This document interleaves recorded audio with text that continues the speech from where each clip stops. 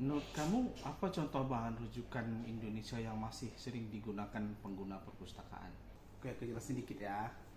Bahan rujukan merupakan koleksi yang digunakan untuk membantu pengguna menemukan informasi secara tepat, dan akurat. Dari berbagai jenis bahan rujukan yang ada, terdapat beberapa yang masih digunakan hingga saat ini loh, terutama pelajar, mahasiswa, dan peneliti.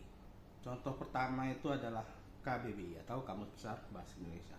KBBI itu bahan rujukan yang berfungsi untuk mengetahui arti kata, penulisan yang benar, dan kelas kata, serta penggunaan bahasa Indonesia yang sesuai dengan kaidah.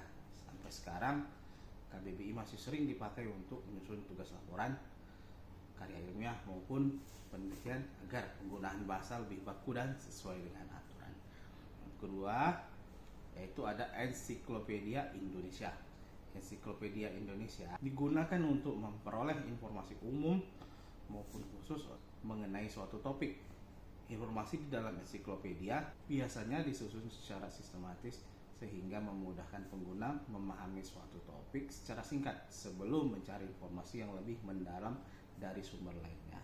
Selain dua contoh tersebut, sebenarnya masih banyak contoh lain seperti direktori, bibliografi, atlas, almanak.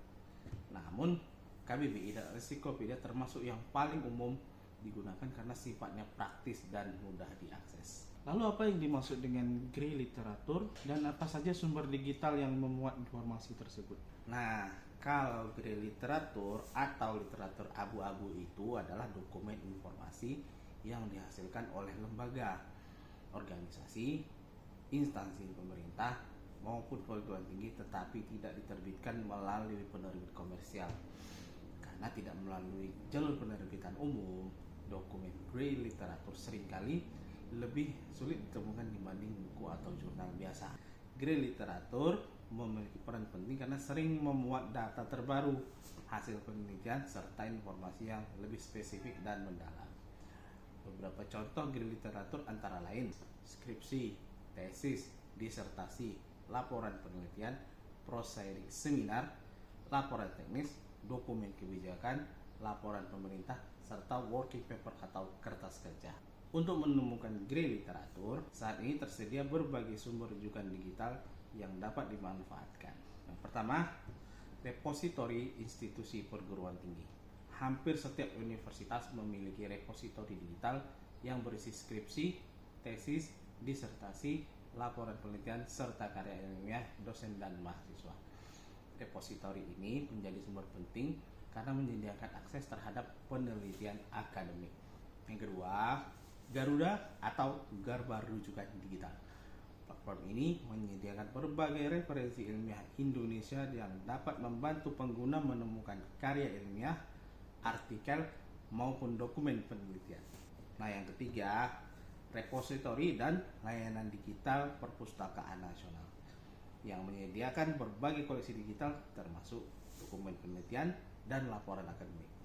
Yang keempat, berbagai basis data penelitian dan repositori terbuka yang menyediakan laporan penelitian, proceeding, maupun dokumen ilmiah non-komersial. Nah, tentu saja keberadaan sumber digital tersebut membuat akses terhadap grey literatur menjadi lebih mudah dibanding sebelumnya karena pengguna tidak harus selalu datang langsung ke perpustakaan. Jadi dapat disimpulkan bahwa bahan rujukan Indonesia seperti KBBI dan ensiklopedia yang sering digunakan pengguna perpustakaan karena membantu pengguna untuk menemukan informasi yang cepat dan terpercaya. Nah, benar. Sedangkan grey literatur merupakan sumber informasi penting yang berisi berbagai hasil penelitian dan dokumen akademik yang dapat diakses melalui berbagai sumber digital.